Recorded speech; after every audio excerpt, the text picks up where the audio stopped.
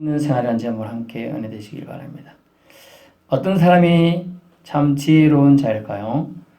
지혜의 서신은 구약의 잠언서가 지혜의 서신으로 유명하죠. 지혜서로서.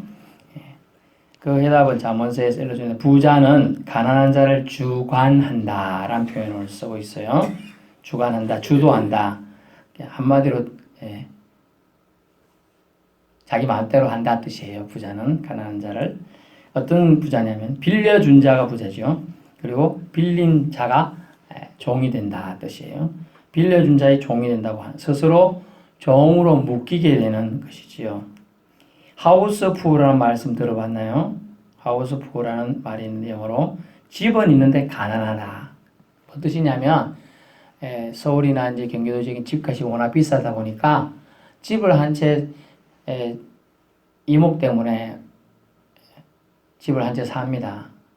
자기 집이 없으게 자기 아들이 학교 가서 맨날 놀림을 받는데 반지하 놀림을 받고 반지하 산다고 또 전셋집 하고 놀림 받으니까 그 얘기를 부모가 듣고 속이 상해서 집을 샀는데 집이 12억이나 해요. 빚이 7억이나 얻은 거죠. 얼마나 그 이자가 비쌉니까? 그러다 보니 생활할 수 없고 어렵게 힘들게 사는 걸 하우스 푸어 가정이 난다. 그런 얘기를 합니다. 사람이 빚을 지지 않고 살아가는 것이 바람직하겠죠. 저는 빚을 지고 사는 것이 싫습니다. 저도요. 왜냐하면 가벼이 살아도 힘이 드는데 빚을 지고 사니까 무겁잖아요. 그래서 지고 사는 게 싫어요. 저는 빚을 거의 안 지고 살아봤는데 제가 이제 신학 공부를 하게 되니까 어쩔 수 없이 지게 돼요. 등록금이 400만 원 한 학기에 가까이 하는데 450. 또 생활비도 있어야 되잖아요. 직장 생활할 때는 그래도 어떤 일반 생활금 벌고 쓰는 건 없을 게 돈이 모였는데 이건 일방적으로 계속 써야 되잖아요. 그러니까 그때 공부하는 바람에 약 2천만 원 정도의 빚을 졌어요. 그리고 마이너스 통장도 700만 원 썼죠. 그러니까 2,700만 원. 근데 그때 젊으니까 이제 30대니까 이 정도야 껌값이다 이렇게. 그런데 한 7년에 걸쳐서 갚았어요. 7년. 근데 그게 학자금 대출이라는 게 있어요.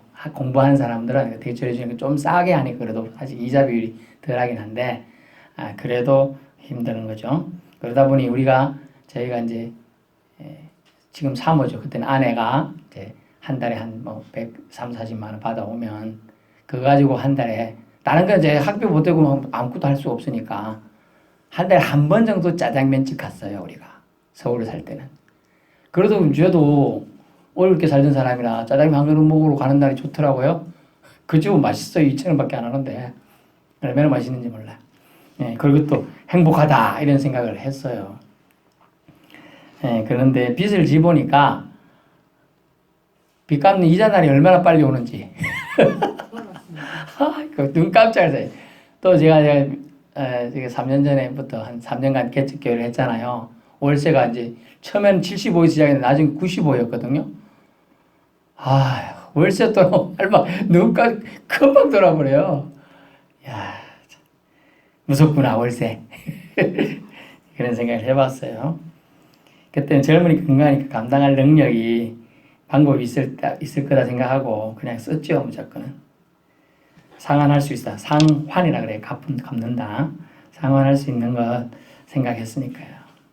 그런데 상환할 능력도 없고 건강도 없는데 빌린다면 어떻게 되느냐. 그 얘기를 하고자 하는 거죠. 본문의 성경은 이래 종처럼 스스로 묶이게 된다는 거예요. 종이 되어버린다는 게 자기가 종처럼 되어버려요. 하나님께서는 자유의 몸과 영혼을 예수 그리스도의 보혈의 피로 만들어 주셨는데 다시금 예수님의 마음을 아프게 하는 행동이 된다는 거죠. 근데 원인이 원래부터 가난해서 힘든 사람들은 더 나을 수가 있지만은 없는데 있는 것처럼 꾸미려고 하고 또 있다가 없어진 경우 이게 힘든 거거든요. 저는 원래 없었고 써본 적이 없으니까 신경 안 써요. 아이고 내가 야, 5단계 갖고 지금 옷이 몇 불 있지만 예전에는 한 벌 가지고 뭐 10년 또 입고. 제가 대학 때 처음 대학 가서 이제 시장에서 산 양복 하나 가지고 제가 30 몇 살까지는 입었을게요. 10몇 년간 입죠. 그 다음에 왜 못 입었을까요? 뱃살이 나왔어요. 배가 뚱뚱해지니까 이게 이제 작아지질 않으니까 입을 수가 없는 거예요. 28 하던 허리가 34 가니까 못 입겠더라고요. 참고 자꾸 쫄라면 이렇게 있다가 숨을 못 쉬죠. 숨 쉬지 못하게 도저히 안 되겠더라고요. 그때 이제 하나 장만하고 이제 그랬던 것 같아요. 그리스도 예수님께서는 우리 예수님 믿는 사람이 정말 어떻게 생활하기를 원하시는가? 규모 있는 생활을 하라고 말해요. 규모. 우리는 그런 생활을 하려면 어찌해야 되겠습니까? 첫 번째, 우리 생각을 뒤로 미루어야 한다고 말합니다. 본문엔 읽진 않았어요. 우리가 처음부터 읽어야 되는 거 아니고 오늘 7절 왔는데 22장 1절을 보시면 이런 말이 있어요. 많은 재물보다 명예를 택할 것이요 은이나 금보다 은총을 더욱 택할 것이니라. 아멘. 뭐냐 하면 우리 생각을 뒤로 미루면 우리가 스스로 종으로 묶이지 않는다는 거예요. 뭐냐 하면 우리 생각에 좋은 편을 택하는데 많은 재물이 좋다고 생각하고 은이나 금이 더 좋다고 생각하는 사람이 보통 세상 사람들이라는 거죠. 그래서 재물을 택보다 명예가 더 좋은 거고 성경에는 또 은금보다는 은총, 하나님 주시는 지혜나 총명함이나 은혜가 더 좋은 건데 그거보다는 재물을 택하고 은금을 택한다라는 거죠. 그래서 그것이 우리 생각인데 우리 생각은 좋다고 생각하지만 그렇지 않다는 거예요. 하나님 생각에는. 그러면 우리는 우리 생각을 뒤로 미루어야 합니다. 성경 말씀에 먼저 귀를 기울여야 한다는 것이죠. 하나님 우리에게 좋다고 일러주는 편을 택해야 한다는 것이죠. 부자들은요, 노예로 안 살 것 같죠? 부자들은요. 하지만 더 많은 재물을 갖고 싶은 생각에 사로잡히게 됩니다. 지금 수천억 가지고 있던 사람 보고도 얼마나 더 가지면 만족하실 겁니까? 조금만 더 이렇게 말한다고 그러잖아요. 조금만 더. 수조 가지고 있는 삼성 땡땡 그것도 그래 얘기한다는 거예요.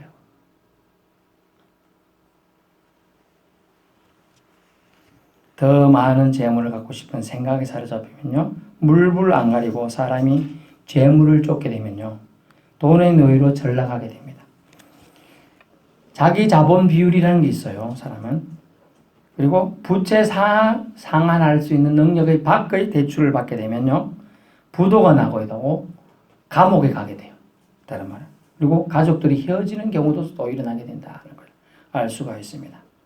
그러므로 더 많은 재물을 갖고 싶은 생각을 들게 하는 것 자체가 사단 마귀의 계략인 거예요. 이 계략으로 사단은 우리를 속이는 거예요. 그래서 에덴 동산에서 제일 먼저 일어난 범죄가 뭐냐? 거짓말인 거예요. 죽을까 하노라. 죽는다 했는데 속였죠. 그 사탄이 뱀이 속였어요. 그리고 아담과 하와도 죄를 인정하지 않고 또 거짓말을 하게 되는 거죠.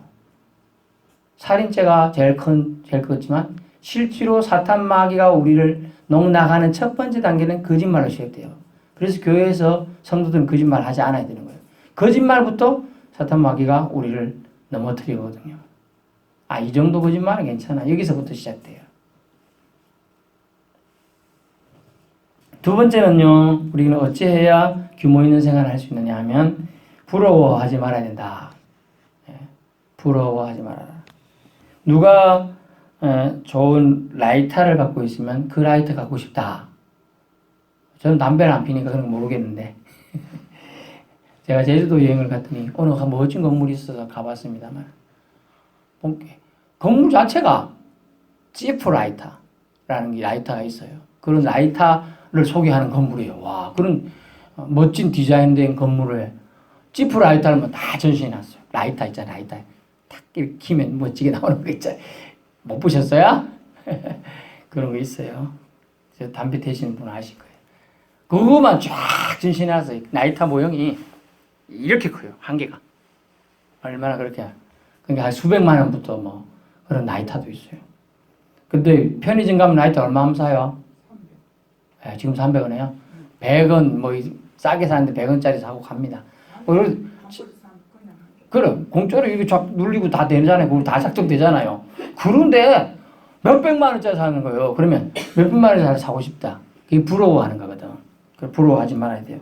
또 명품백. 저는 백이 뭐 별로 뭐 그런 게 신경도 안 쓰지만은 명품백 몇백만 원짜리 있으면 또 입고 싶은 거예요.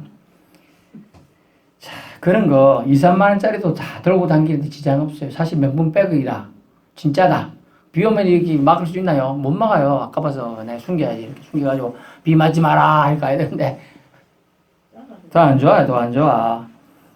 부러워하지 말아야 돼. 부러워하면 우리가 규모 있는 생활을 할 수가 없어요. 그게 바로 안목의 정욕, 이생의 자락에 묶이면요. 부러워하게 되고 가지고 싶어진다는 것이죠. 그러다 보니 무리해서 구매를 하게 돼요. 옛날에는 현금으로만 샀잖아요. 현금 없으면 안 사게 됐어요. 옛날에는. 근데 이제 현금이 없으니까 카드가 나가지고 현금은 당장 돈을 내야 사지만 카드는 이렇게 끄면 10일 뒤, 20일 뒤, 심지어 한 달 뒤 결제가 되니까 구불제란 말이에요.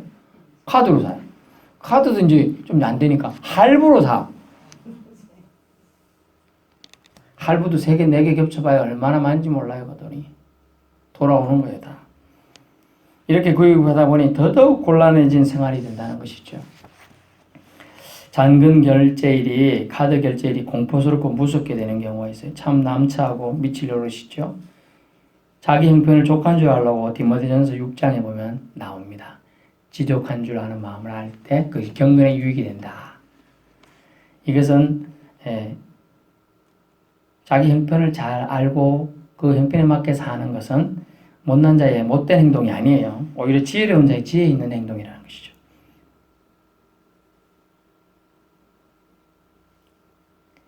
세 번째는 예산에 맞추어 지출해야 한다는 것이에요. 필리핀 지역에 하루 필리핀 사람들이 살아가는 최소 생계비가 1달러, 1.35달러라고 하는데 1달러 정도밖에 안 된다 그래요. 1달러가 1,000원이라고 기준 잡으면 1원이에요. 1원. 1, 2, 3, 4, 5 몰라요?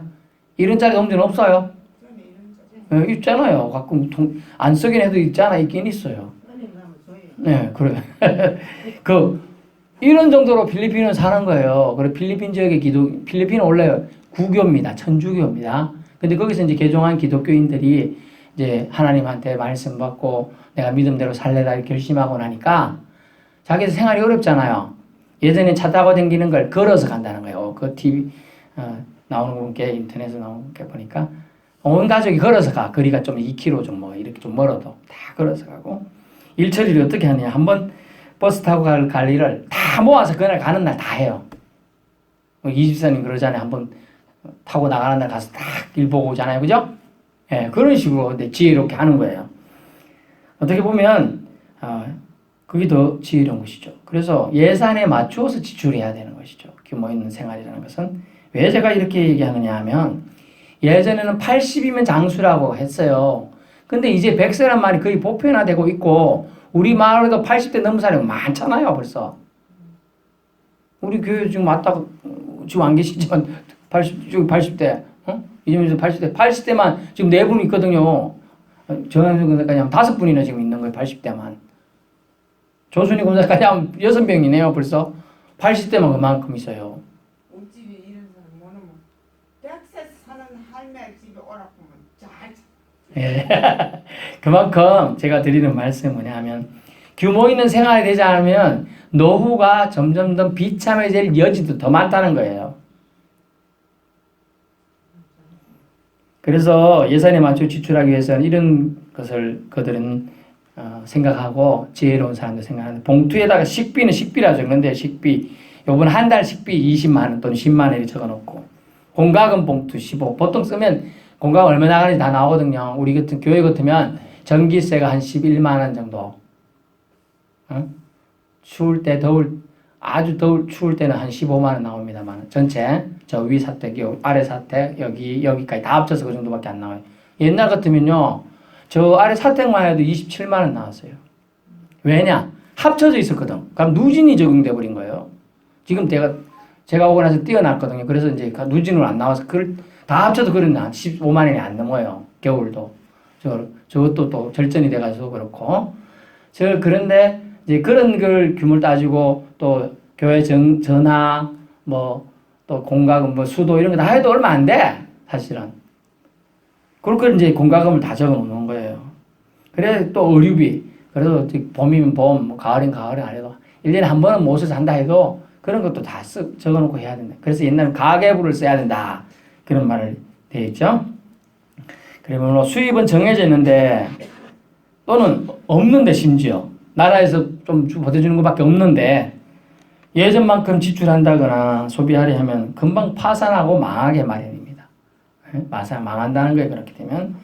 그러므로 우리는 지출 예산에 맞게 규모 있게 해야 한다 할 수 있어요. 며칠 전 여러분 뉴스 보셨나 모르겠네. 피곤해서 그냥 주무셨을 가능성이 있지만 인천에 4명의 시신이 발견되었어요. 어떤 한 집에서. 보시면 49세 된 엄마 그리고 20대인 딸 둘, 딸 친구까지, 딸 친구 여자친구까지 4명이 여자들이죠. 참 안타깝죠. 49세면 많은 나이가 아니죠. 한참. 네. 그리고 딸이 20대야. 일할 수도 있지 않을까요? 근데 돈의 압박을 견디다 못해 다 자신이 다 유서 써놓고 다 그냥 죽었어요. 자기가 끌었어요. 무엇 때문에 그럴까요? 예, 돈 때문에. 경제적 압박, 스트레스, 규모 있게 생활하지 않아서 그런 거예요. 자기가 자기 들어온 예산을 봐야 돼요. 저도 예전에 다람쥐 쳇바퀴 살 때 저 혼자 직장 고시 공부하고 그다음에 직장 다닐 때 애들 둘이는 이제 어리니까 사모가 일할 수가 없으니까 그 다니니까 뭐 버는 게 있어야지요. 그래 할 수 없이 제가 전에 말했잖아. 새벽에 청소부 하러 가고 낮에 공공근로 가고 밤에 탁구장 아르바이트를 했는데 그래 해도 돈 빽밖에 안 되잖아요. 그런데 주위 이제 친구나 공부하는 사람들 보면 넉넉한 사람들은 막 돈을 집에서 뭐 돈백을 그냥 툭툭 붙여주면서 한들 공부하라 막 그러면서 해주고 하니까 부럽기도 부럽고 한 번 나오면 내가 오늘 밥 살게 하면 쫙 사는데 얼마나 멋있게 사는지 몰라. 저도 사고 싶어. 돈이 있어야지. 다 할 수가 없는 거예요. 자기가 그에 맞게끔 해야 되거든. 그래서 규모 있는 생활을 지금 오늘 주님 말씀하시면서 우리 교인들도 싫든 좋든 천국 가는 그날까지는 옛날보다는 길어졌어요. 옛날에 뭐 60, 50 뭐 이런 병이나 이게 어쨌든 뭐 그래 될 가능성이 있는 지금은 그렇지 않거든요. 2년에 최소 한 번씩 나라에서 하는 검사하지 또 조금 보면 안 좋으면 근처 병원들 많으니까 또 가보지 그러니까 더 싫든 좋든 장수하게 되는 겁니다. 그러면 그때까지 생활을 어떻게 해야 되냐는 걸 우리는 생각해 보아야 한다는 거죠. 예를 들면 우리 교회가 예산이 빠듯한데 물론 지금 뭐 한 4,500원 남아있네요. 아직은 제가 거의 안 썼잖아요. 올해는 거의 안 써서 하는 게 있는데 예산은 빠듯한데 교회 차량을 제가 덜컥 샀다. 2,500만 원짜리를. 그럼 집에 400밖에 없다 그랬어요. 그럼 2,100만 원을 이제 카드를 껐다. 이렇게 생각해 보세요. 그럼 매달 할부로는 60만 원 나가야 되는데 생활이 되겠습니까? 안 돼요. 교회 자체가 힘 허덕허덕하고 저 사례 얼마 안 되지만 그거 못 주고 그럼 제가 기분이 조금씩 상하겠죠. 어떡하나.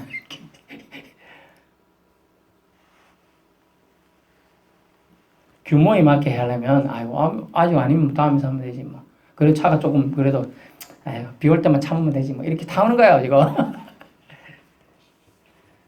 또 매달 돌아오는 거 그런 게 재정 지출을 할 수 없다면 스트레스가 교인들뿐만 아니라 교인들은 모르니까 뭐 참겠죠. 저는 다 하니까 스트레스 막 꺼놓거든요.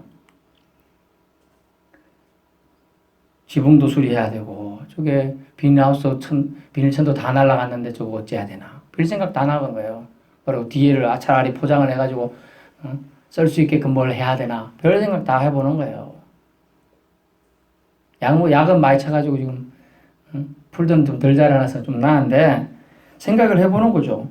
지붕도 고치고 보수 시술도 하고 뭐 이렇게 얘기하고 있는 거예요. 그 주위에 사람들 이제 목사님들 모이면 도울 사람이 있습니까? 이제 물으면 이제 누가 온다고 하긴 하는데 이제 12월 다 갔으니까 12월쯤 올지 지붕에 이제 올라가서 방수 시설 좀 해달라고 요청하려고 좀 얘기는 해놨는데 그런 걸 사람을 부르면 인건비가 벌써 20만 원이에요. 인건비가 20부터 시작을 해요. 아무것도 안 해도. 그러니 뭘 할 수가 있나요? 그래서 재정 생각해서 다음 기회로 미루게 되죠. 그게 지혜로운 거예요? 아니면 돈 없는데 빌려서 해야 돼요? 미루는 게 더 낫죠. 그 얘기를 지금 하는 거예요. 하나님은 너희가 빚진 자가 되지 않고 빚을 지면 사람들은 어떻게 생각해? 아이고 교회가 어려워서 빚을 지네. 요렇게도 생각해주면 그 정도까지만 해주면 되는데 아이고 조금 한 단계 건너가 뭐라 하는지 아이고 그 땡땡 교회 망했다더라. 이렇게 나온다니까요. 제가 지난해 놀랬잖아요. 어느 병원에 있어서 금방 보고 왔는데 인공호흡기 꽂고 있다 하더라. 그게 말을 제가 들어서 깜짝 놀랐어요.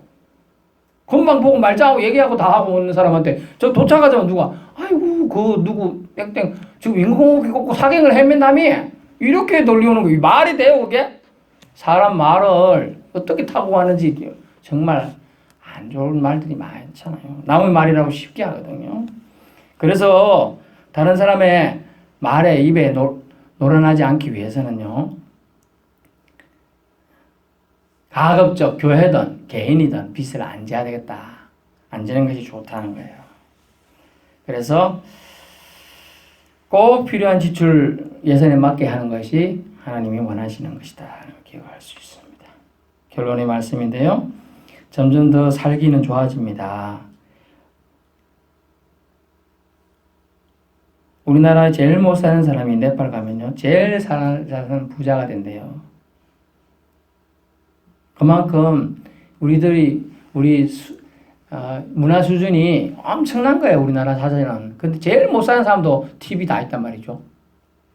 냉장고 있죠. 제일 못 사는 집 가보세요. 냉장고 없는 사람 없어요. 다 있어요.